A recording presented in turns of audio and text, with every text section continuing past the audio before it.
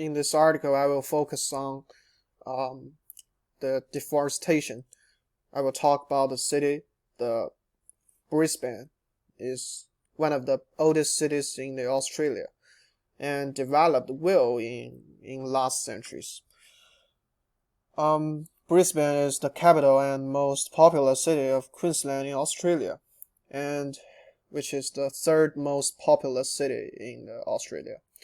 As Brisbane population grew and immigrants moved in, deforestation and land use began to increase 200 years ago.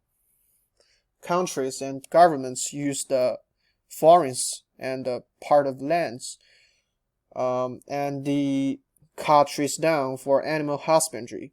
From 200 years ago to the present, local deforestation increased gradually and has never stopped. As deforestation increased, over 5,000 square kilometers of jungle and vegetation are destroyed. It is the major cause of salinization and is responsible for about 14% of Australians' greenhouse gas emissions. The impact of forest loss is huge. Many Australian mammals, reptiles, and birds are listed as extinct, endangered, or vulnerable.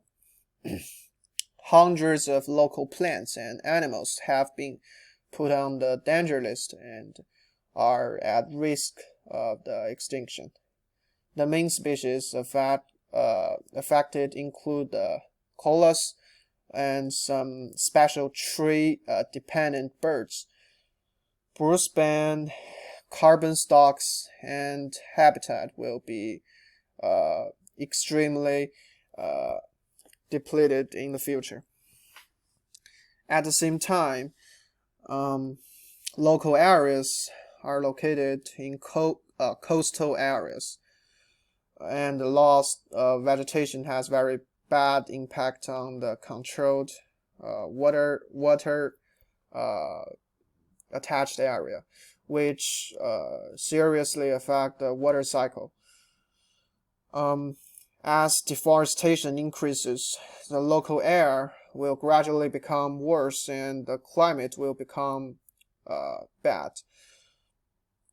But in this case, a lot of local strategy have been put in these places. In March, the local government in Queensland fulfilled its continuous election promise to implement tree clear reforms that will restore a responsible vegetation management and conservation framework. The principle is that the law will protect the state's climate, wildlife, and the Great Barrier Reef.